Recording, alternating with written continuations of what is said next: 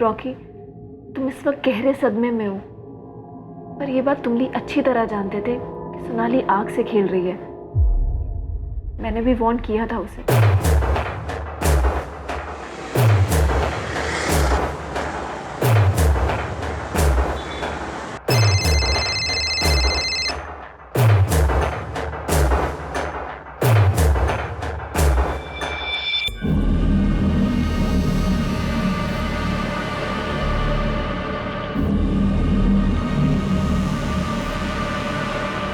क्या बात है करण? ना तो काम पर जा रहा है, ना कुछ बता रहा है।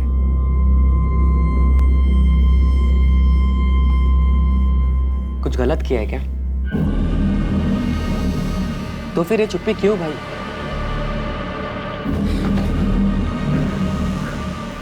देख, अगर गलती से कुछ हो गया तो बता दे मुझे।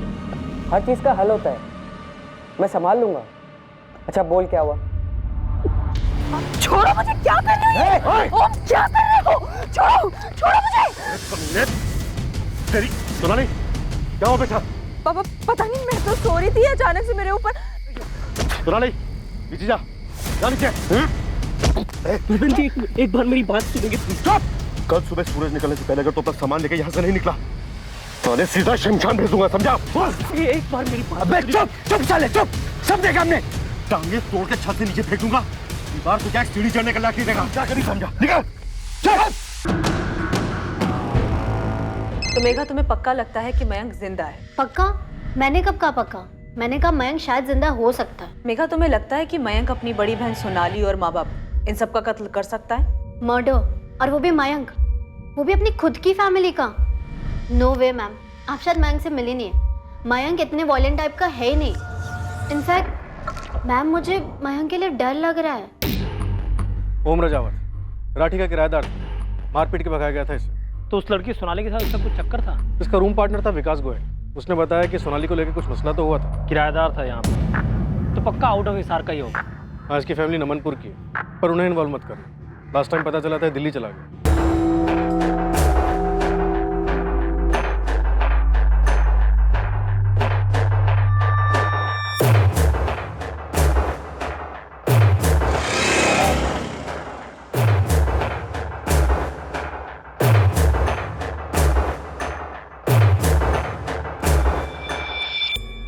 सर, आपने बुलाया मुझे?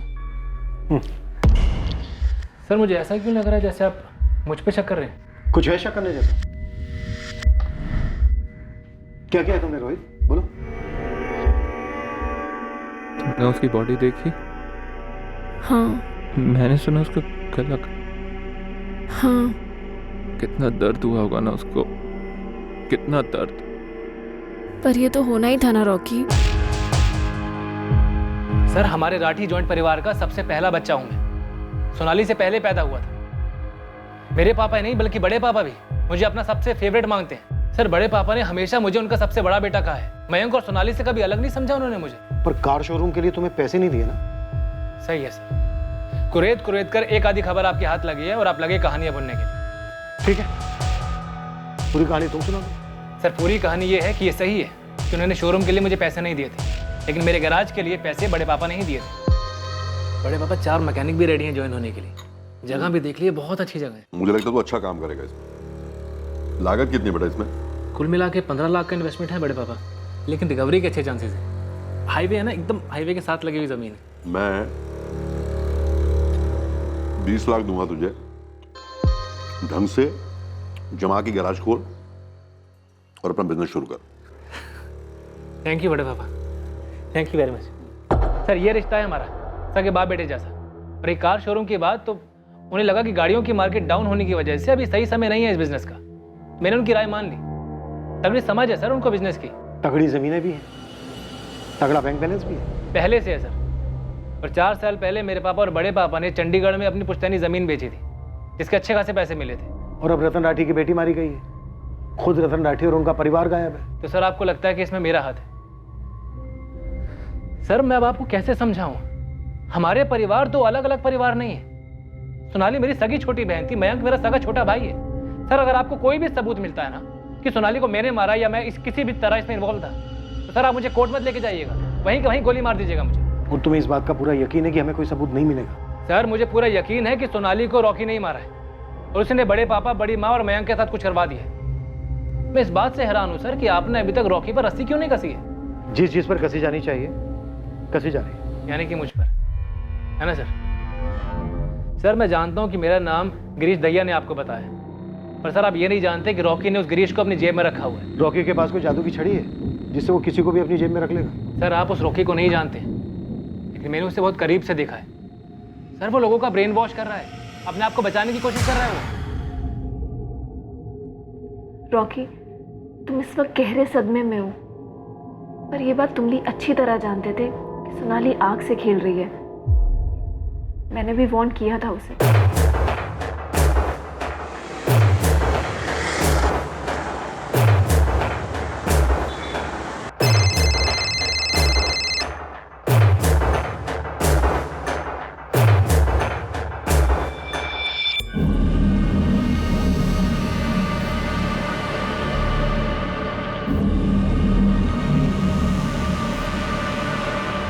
क्या बात है करण? ना तो काम पर जा रहा है ना कुछ बता रहा है।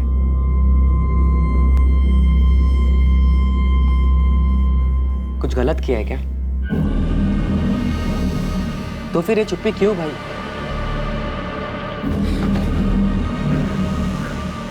देख, अगर गलती से कुछ हो गया तो बता दे मुझे।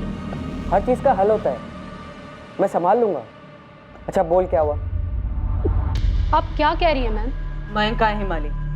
मुझे क्या पता, मुझे खुद न्यूज़पेपर के जरिए पता चला कि मयंक की सिस्टर का मर्डर हो गया और उसका पूरा परिवार गायब है। फोटो छपे थे, शायद आप ही लोगों ने छपवाए होंगे। तुम इतना क्यों उत्तेजित हो रही हो? क्योंकि आप मुझसे ऐसे सवाल किए जा रही हैं। मुझे क्या पता कि मयंक कहाँ है? मयंक की सिस्टर का मर्डर हुआ है, तुम्हारा बॉयफ्रेंड और उसके माँ बाप गायब है। तुम पे कोई खास असर नजर नहीं आ रहा है। मुझे समझ में नहीं आ रहा आप मुझसे चाहती क्या है? आपसे किसने कहा कि मुझे पता होगा मयंक कहाँ है? मेघा ने आपसे चुगली की है। तुम कुछ तो जानती हो हिमाली। देखो हम तुम्हारा फोन 24 घंटे टैप कर रहे हैं, तुम पे नजर भी रखे हुए हैं। अगर तुम ये सब अवॉइड करना चाहती हो तो बोल दो सब कुछ। क्या सब कुछ? हमें पता चला है तुम मयंक के टच में हो। मैम वो मेघा बकवास कर रही है, जलती है वो मुझसे, इसीलिए मेरे बारे में फालतू अफवाहें फैलाती है। मयंक और मेरे बीच ऐसा कुछ सीरियस नहीं है। इवन मैं तो इस झमेले में फंसना भी नहीं चाहती। मयंक अपने डैड से इतना डरता है, इतना डरता है।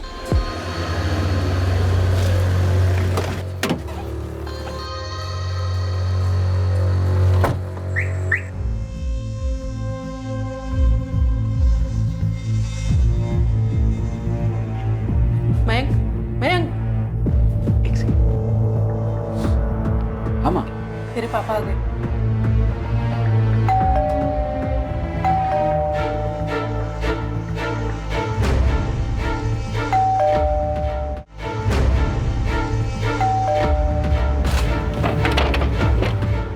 चलो चलो जल्दी चलो चलो। अरे चल।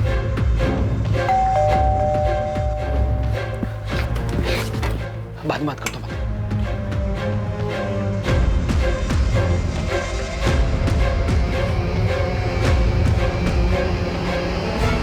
मैं शॉक्ड थी मैम। अपने डैड से इतना भी क्या डरना?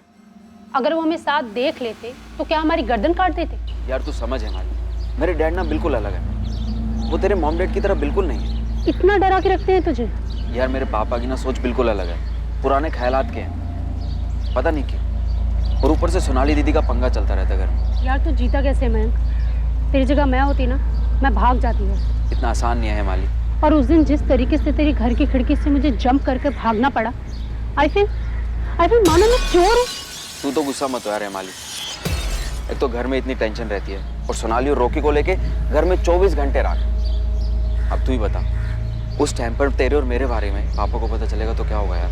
मुझे समझ में नहीं आता मैं तेरे हालात पे तरस खाऊं या फिर कहूं कि तू गुलामों की तरह जिंदगी जी रहा। तुझे मेरे हालात के बारे में नहीं पता। एक तो पापा का डर, ऊपर से सोनाली भी कम नहीं है यार। मुझे ब्लैकमेल करती है यार वो। Blackmail?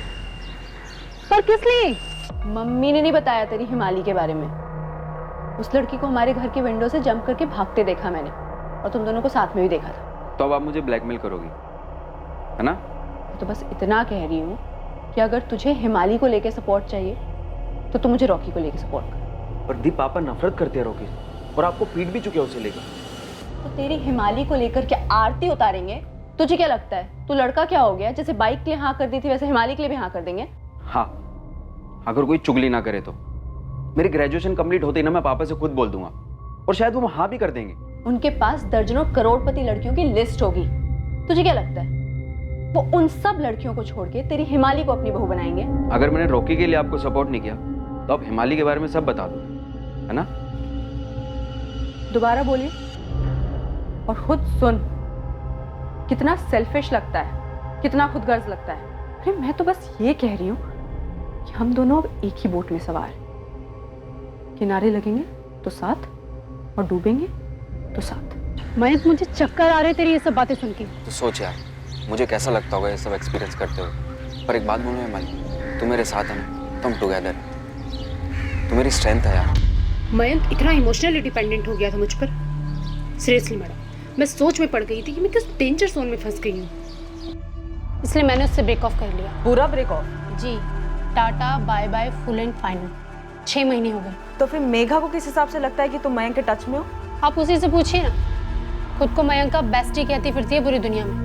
But you know what ma'am, मुझे पता है वो सीक्रेटली लाइक करती है उसे। उन दोनों के बीच में कुछ हुआ था? I don't know ma'am, even I don't care. मेरा नया बॉयफ्रेंड है अब, और अब आप मेरा फ़ोन टैप कीजिए और टैप डांस कीजिए। इस केस के बारे में आपको मुझसे और कोई जानकारी नहीं मिलने वाली। सो प्लीज़ मैम, मुझे इस केस से बाहर रखें प्लीज़। हिमाली, जब मयंक तुम्हारे साथ था तब उसने तुम्हें कुछ और बोला हो अपने पिता रतन राठी या बहन सोनाली के बारे में? उसके घर में क्या हो रहा था ये मुझे नहीं पता, पर मयंक और सोनाली दबे हुए थे अपने फादर की विशेष के नीचे, ये मुझे मालूम है। मैडम, क्या मैं अब जा सकती हूँ? और प्लीज़ मुझे इस केस से बाहर रखें। ओम रजावत का नाम सुना तुमने? एक तरफ कह रहे हैं मयंक जिंदा है, उसे ढूंढने की कोशिश कर रहे हैं, और ऊपर से मुझ पर भी शक कर रहे हैं। पापा, मैं बार बार कह रहा हूँ कि ये सब रॉकी ने किया है, रॉकी को ढूंढो। लेकिन बेटा, पुलिस ने मुझे स्टेशन की सीसीटीवी फुटेज दिखाई थी। उस वक्त वो मुंबई के लिए निकल गया था। सुनिए, मुझे लगता है जेठ जी ने गुस्से में कुछ कर दिया और कहीं जाके छुप गए। कुछ कर दिया? मतलब सोनाली को भाई साहब ने मार डाला? हजारों बार धमकी जो दे चुकी थी मारने की। तो फिर मारकर भाग क्यों जाते? ताकि उन पर शक हो जाए। माँ, अगर बड़े पापा ने कुछ किया होता तो सीधा पुलिस स्टेशन जाके कंप्लेंट लिखवाते ना कि सोनाली गायब है। कुछ पूछा या बोला पुलिस ने? ओम रजावत के बारे में पूछ रहे थे। ओम रजावत? उसका क्या मतलब है? ये कि क्या हुआ होगा, कैसे हुआ होगा। जरूर विकास ने बात बताई होगी। सर, मैंने हिमानी के कॉल स्कैन किए, उससे सारे कॉल अपने नए बॉयफ्रेंड को ही किए हैं। मयंक के साथ वो पिछले 6 महीने से टच में नहीं है। तो बेसिकली मेघा ने जलन की वजह से हिमाली का नाम उछाला। एग्जैक्टली सर, ये मयंक का छुपे होने वाला एंगल होल्ड ही नहीं करता है। और ये रोहित वाला एंगल, हम एक पॉइंट तक पहुंच तो पाए हैं, पर वहां भी डेड एंड। और बचा ओम रजावत। फिर रोहित बार बार बोल रहा है कि सोनाली के कत्ल में रॉकी का हाथ है। कहीं हम कुछ मिस तो नहीं कर रहे सर? सो खुद तो मुंबई में जाके बैठा था ये रॉकी, क्या पता किसी के थ्रू कुछ करवाया हो, किसी को सुपारी दी हो। खबरें लगा दो काम।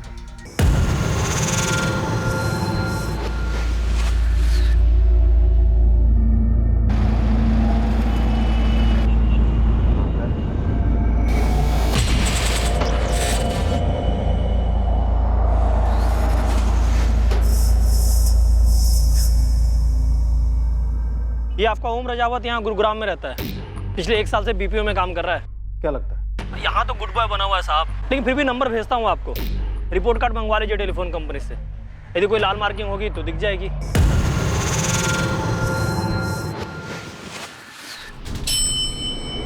ये क्या हुआ सोनाली को? मर्डर।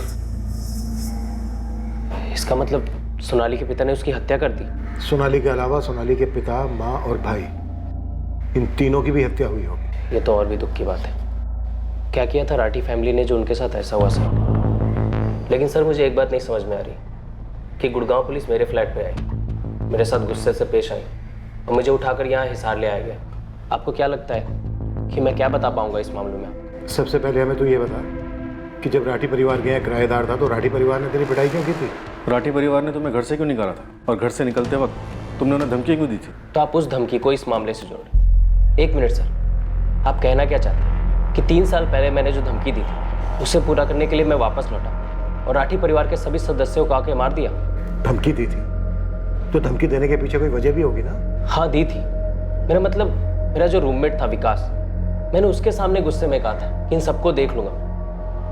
बहुत गुस्से में था, बहुत बुरी तरह से मारा था इन लोगों ने मुझे। छोड़ो मुझे, क्या कर रहे हो? ओम क्या कर रहे हो? छोड़ो छोड़ो मुझे। तेरी सोनाली क्या हुआ बेटा? पापा पता नहीं, मैं तो सो रही थी, अचानक से मेरे ऊपर। सोनाली नीचे जा, जा नीचे। विपिन जी एक बार मेरी बात सुनेंगे? चुप! कल सुबह सूरज निकलने से पहले अगर तो अपना सामान लेके यहाँ से नहीं निकला तो उन्हें सीधा शमशान भेज दूंगा, समझा? एक बार मेरी बात। अबे चुप चुप साले चुप! सब देखा हमने। टांगे तोड़ के छत से नीचे फेंक दूंगा। बार तो क्या सीढ़ी चढ़ने का लायक नहीं देगा। क्या करी समझा? निकल चल। उस रात सोनाली की भी जम के पिटाई हुई थी। मेरी क्या गलती है पापा? गलती है तेरी गलती। छत पे जाके सोने की क्या जरूरत थी आपको दी? पिताजी हवा में सोने गई थी। हवा कहाँ है हवा? दिखा कहाँ है हवा? खुला न्योता दिया तूने उस कमीने ओम को। वो कुत्ता दीवार चढ़ के आ गया तेरे पास। मैंने कोई न्योता बता नहीं दिया, मुझे क्या पता था कि वो दीवार चढ़ के ऊपर आ जाएगा। खबरदार तू आज के बाद छत पर कदम भी रखा तो। सोनाली के कमरे में उसकी पिटाई हुई, उसके साथ गाली गलौज हुई। ये बात तुझे कैसे पता चला? पूछे कैसे पता? कैसे पता? बोल। सर उस रात जब मैं दीवार चढ़कर छत पर पहुंचा तो मुझे नहीं पता कि उस रात ऐसी कौन सी नई आवाज हुई जिससे वो दोनों बाप बेटे वहां गए, क्योंकि उससे पहले ऐसा कभी नहीं हुआ था।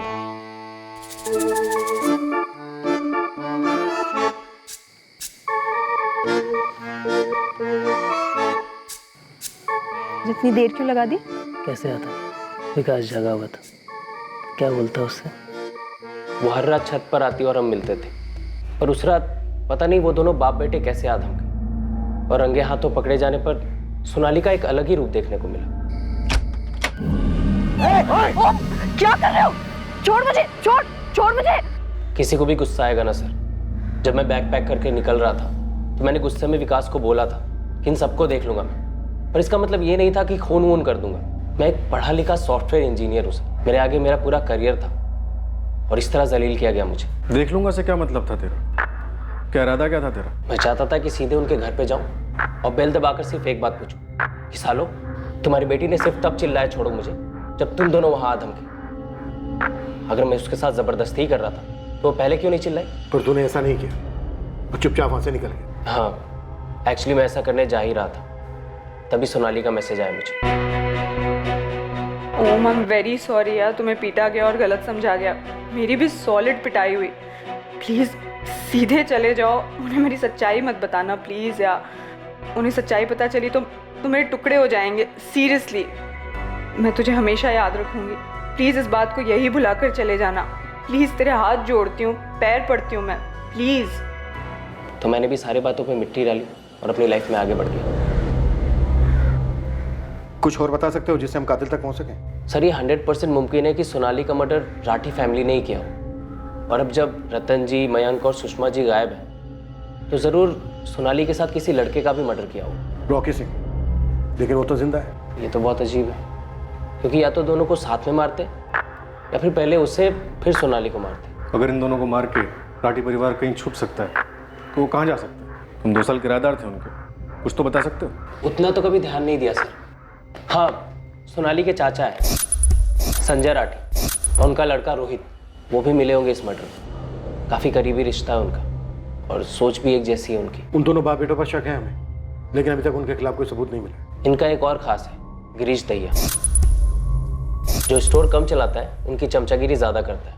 पता है सर, मैं जब भी उस रात के बारे में सोचता तो अपनी पीठ थपथपाता कि उस रात मैंने जोश से नहीं होश से काम लिया। अगर उस रात गुस्से में आकर मैंने रतन राठी को सब कुछ बता दिया होता कि मेरे और सोनाली के बीच क्या चल रहा है, तो शायद उसकी मौत ही हो गई होती। फिर एक सुकून भी मिलता है कि मैंने ऐसा होने नहीं दिया, और अब देखो ऐसा ही हुआ।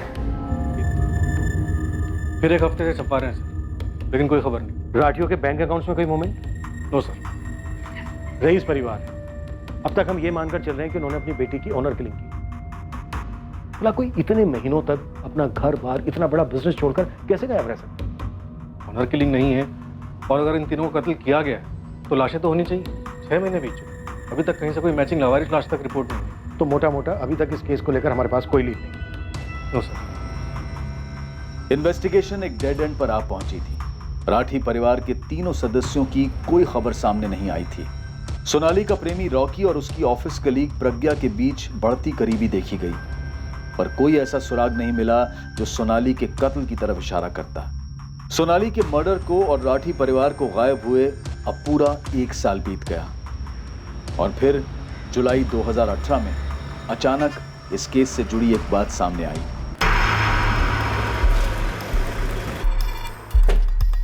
मैं टेबल पर कस्टडी मिली? नहीं सर, कोर्ट ने और एविडेंस मांगा। साफ साफ तो है कि बंदा 100% इन्वॉल्व है। सर, इस केस की हियरिंग के बाद एक और केस लाइंड अप था, वो Rathi family case. Rathi family case? हाँ सर, वो संपत नहर पे लाश मिली थी ना, सोनाली राठी की। हाँ, बाप माँ बेटा तीनों गायब थे। सोनाली मर्डर केस में क्या मैटर आया सुनवाई के लिए? सर, ये लॉयर से पेपर्स लाया।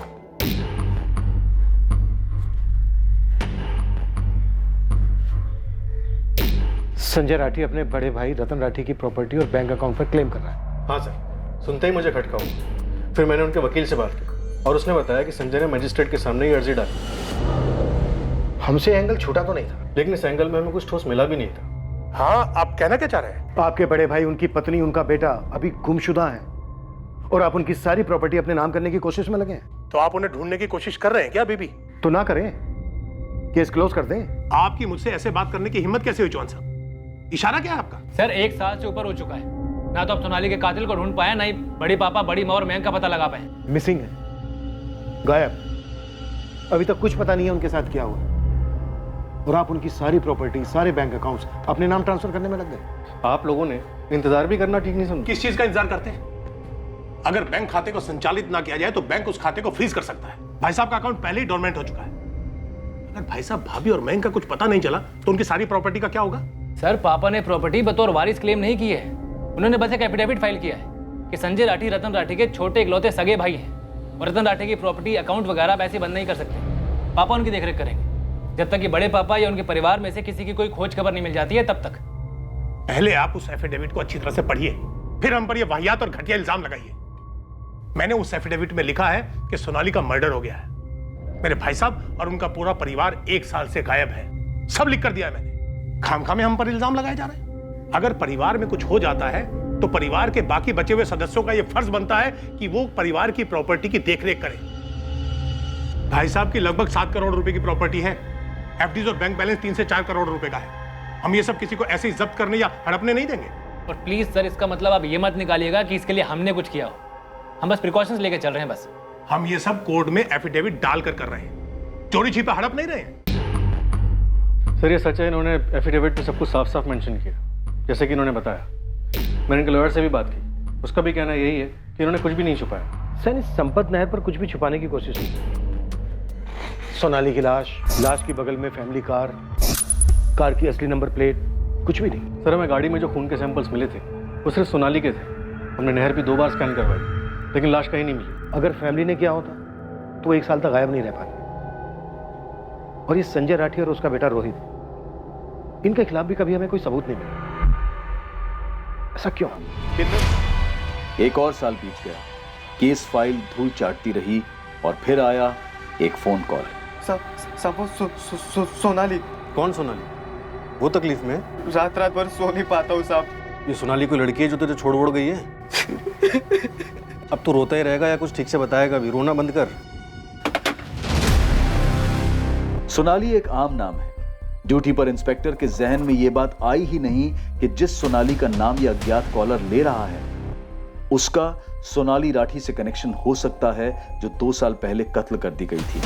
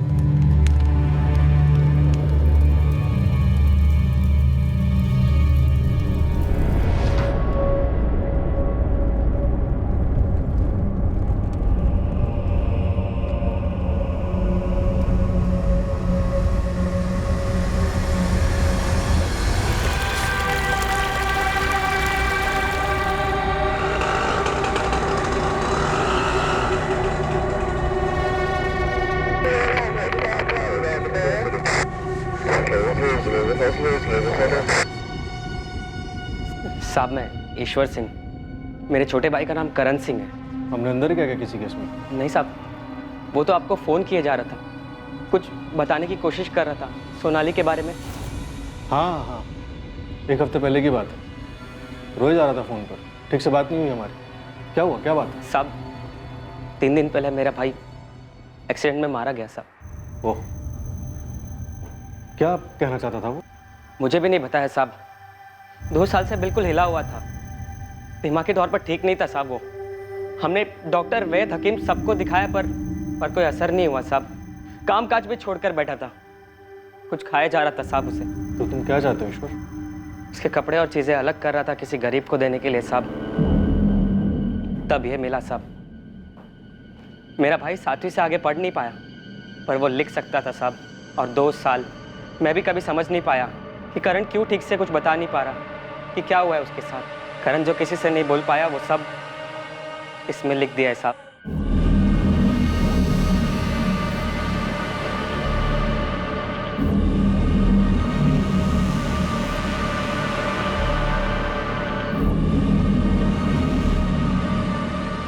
सब कुछ लिख डाला है और ऐसे लिखा है मानो उसे मालूम था कि जल्द उसकी मौत आने वाली है। ऐसा क्या लिखा है इसमें? क्या मैं पढ़ सकता हूँ? घिन आती है खुद से, रात भर सो नहीं पाता हूँ। उसका चेहरा सामने दिखाई देता है, बिल्कुल उसी तरह जिस तरह वो मरी थी। मुझे आज तक नहीं पता मैंने वो काम करने के लिए हाँ क्यों कहा। क्या गंध भर गई थी मेरे दिल में, मेरे दिमाग में, जो मैंने वो काम कबूल किया। उस लड़की का चेहरा और उन सबके चेहरे मुझे सताते हैं। वो लोग हमेशा मेरे सामने आ जाते हैं, मुझे ये एहसास दिलाने के लिए कि मैंने क्या गलती कर दी। मुझे नहीं लगता कि मैं इस जुर्म का भार लेकर और जी सकूंगा। मुझे नहीं पता मेरा क्या होगा। मैं कुछ भी करूं, आप मुझे जितने भी पैसे दे दो, पर मैंने जो गलत किया है उसका पाप कभी नहीं मिटेगा, कभी नहीं। और तुम्हें इसका बिल्कुल अंदाजा नहीं था? होता तो आपके पास ऐसे आता साहब। मैं बस अपनी भाई की हालत देख देख कर खुद ही हताश होने लगा। मैं तो सोच भी नहीं सकता था कि उसके गैराज का मालिक उससे ऐसे काम करवा रहा है। तब वो सिर्फ 17 साल का था साहब। क्यों किया ऐसे रोहित सेठ ने?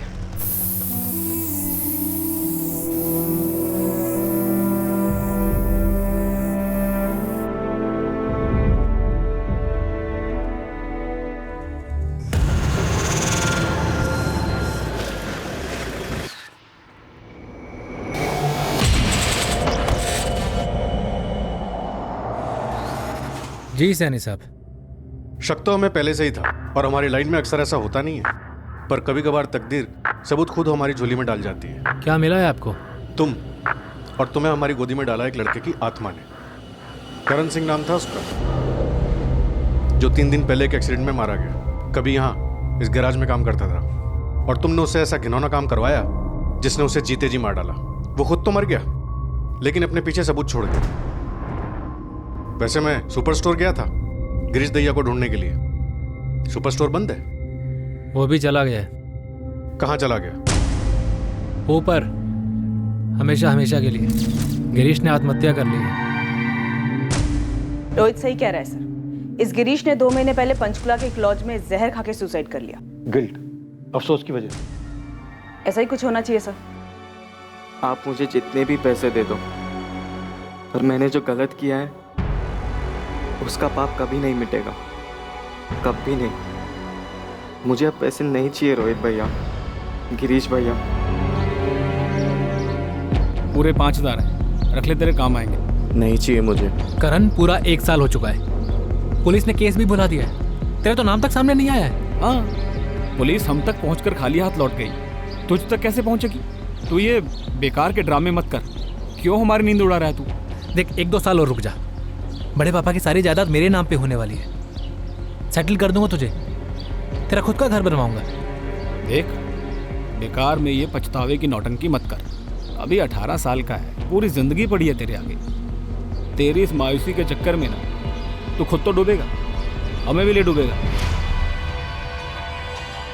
गिरीश भैया वो सब मेरा पीछा करते रहते, सोनाली दीदी, रतन सेठ, सुषमा जी, मयंक भैया, वो सब घूर घूर कर मेरा पीछा करते, मुझे रात रात भर सोने नहीं देते। करण की तरह गिरीश को भी पछतावा होने लगा था, अफसोस होने लगा था अपने किए पर, इसलिए खुद की जान ले ली। पछतावे का तो पता नहीं सर, पर आप खुद ही देखिए, सब कुछ इतना सही जाने के बाद भी कुछ भी सही नहीं हुआ, कुछ भी सही नहीं हुआ सर। क्या काम कर गए? क्या फायदा क्या हुआ रोहित? कुछ भी नहीं। क्या क्या प्लानिंग की, कैसे पुलिस को घुमाया, तुमने उन्हें रॉकी की तरफ धकेला और मैंने उन्हें तुम्हारी तरफ। एक सबूत पुलिस के हाथ नहीं लगने दिया, लेकिन आज लगभग 2 साल बाद हमारे हाथ में क्या लगा? कुछ भी नहीं। गिरीश, मुझे भी कम फ्रस्ट्रेशन नहीं है, समझा? देखो अभी पापा ने एफिडेविट डाला है कोर्ट में, क्या बोलता मजिस्ट्रेट, लेकिन वकील ने एक बात साफ बोल दी है, जब तक पुलिस इन्वेस्टिगेशन केस क्लोज नहीं कर देती है ना, तब तक कोई फैसला नहीं आएगा। हाँ तो चल के बता देते ना पुलिस को रोहित, चल के बता देते कि रतन जी, सुषमा भाभी, मयंक, वो लोग जिंदा नहीं है। गिरीश, तू भी करण की तरह बावला हो गया क्या? मर रहा है तुझे? तो अभी कौन सा जिंदा है, अभी कौन सा जी रहे हैं हम? बस इंतजार कर रहे हैं दोनों, सबको मारकर अपनी जिंदगी बनाना चाहते थे। क्या हाथ लगा? कुछ नहीं।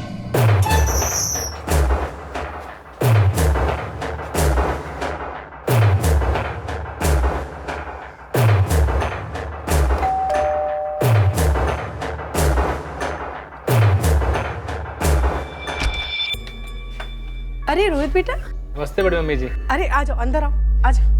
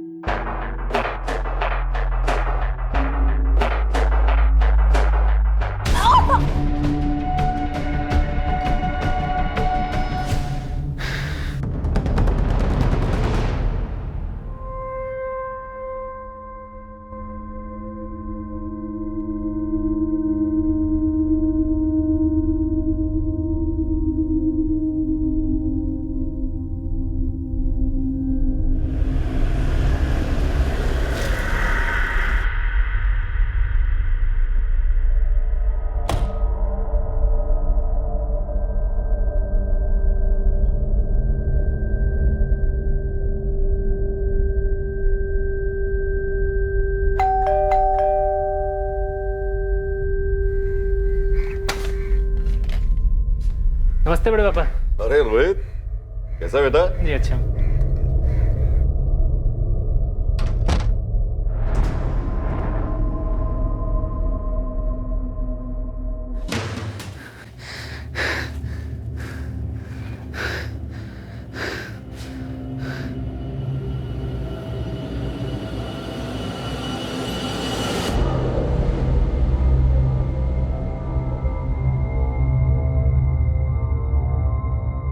अब बची सोनाली।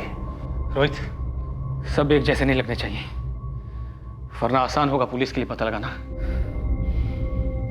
सब काम कर गया, प्लानिंग परफेक्ट, अंजाम परफेक्ट, लेकिन फायदा? फायदा हुआ? पैसा, जमीन, जेवर, कुछ हाथ नहीं लगा। गिरीश, मैंने जो करना था किया, उसके आगे क्या कर सकता था? क्या कर सकता हूं मैं? अब भी क्या कर सकता हूं? सोनाली को कैसे मारा?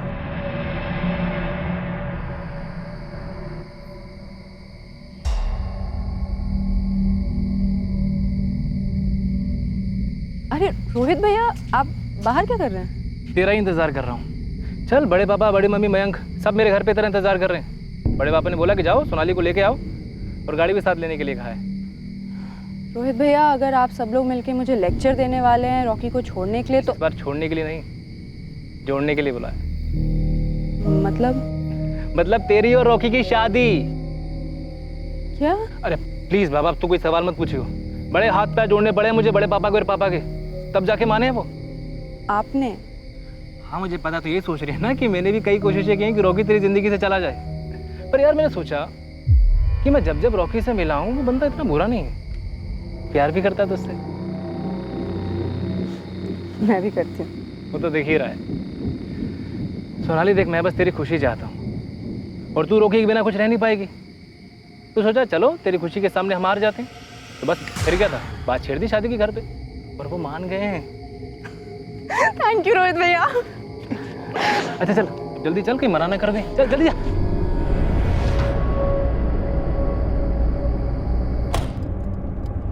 मैंने सोनाली से बोला कि मैं बीच में किसी काम के लिए उतर रहा हूँ। उसने माइंड नहीं किया। वो अपनी खुशी में खोई हुई थी। उसकी शादी जो होने वाली थी।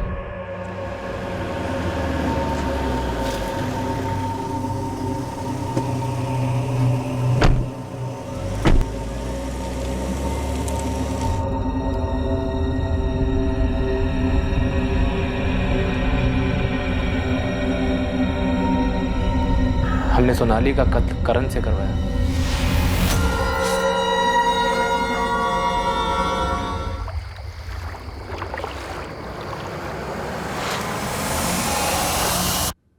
सोनाली की लाश कार के साथ नहर पर छोड़ना, ये पैतरा था ना तेरा, ताकि हमें बाकी की तीनों लाशें ना मिले। बाकी तीनों बॉडी के साथ क्या किया था? वहीं आगे नहर में बहा दिया था। सोनाली की बॉडी को नहर पर छोड़ने के बाद हम घर लौटे, सब साफ सफाई की और बाकी तीनों लाशों को गिरीश की कार की डिक्की में डाला और फिर नहर पहुंच गए।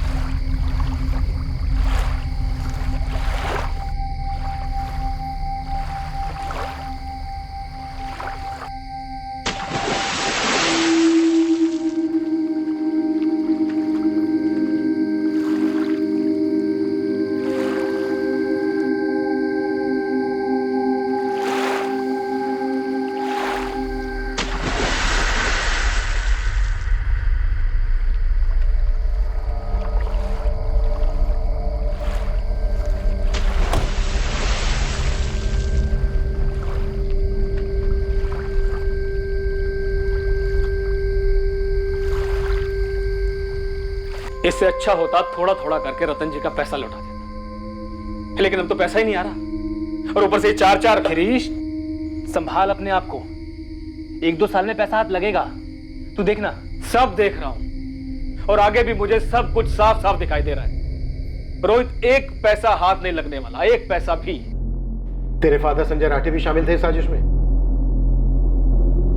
सर मुझे इतना मालूम चला था कि अगर बड़े पापा के परिवार में से कोई भी जिंदा नहीं बचता है तो उनकी सारी प्रॉपर्टी किसी करीबी रिश्तेदार को चली जाएगी, जो होते मेरे पापा, और उनसे सब कुछ मुझे मिल जाता। गिरीश को कैसे बनाया? बड़े पापा से लोन लिया था उसने, चुका नहीं पा रहा था, घसीट लिया उसे भी। और करण को पैसों का लालच दिया? 5000। रतन राठी ने तुझे कार शोरूम के लिए पैसे नहीं दिए थे, यही एक वजह थी? नहीं सर, यही एक कारण नहीं था, और भी कई कारण थे। मयंक और सोनाली के पैदा होने से पहले उस घर का लाडला था मैं। बड़े पापा अपना बेटा मानते थे मुझे, हर मांग पूरी करते थे, पर जैसे उनके अपने बच्चे हुए अपनी सारी प्रॉपर्टी मयंक के नाम से खरीदते थे। और सोनाली अगर भागकर रॉकी से शादी कर लेती ना तो उसे एक पैसा नहीं मिलता, उसका सब कुछ भी मयंक को मिल जाता। मुझे क्या मिलता? मुझे तो कुछ भी नहीं मिलता ना। यही सब सोच के मेरा दिल जलकर राख हुआ जा रहा था। और जब मैं उनके पास शोरूम के लिए पैसे मांगने गया तो मना भी कैसे किया? कैसे? तेरे बस का नहीं है शोरूम वोरूम। क्यों बड़े पापा, अब ऐसा क्यों बोल रहे हैं? क्योंकि बिजनेस करने के लिए अकल चाहिए और वो तेरे अंदर है नहीं। क्यों अकल नहीं है? गैराज ठीक से तो चला रहा हूं मैं। इसे तू ठीक से चलाना कहता है? तेरे पे तरस खा के तुझे गैराज दिया मैंने, क्या किया तूने उसका?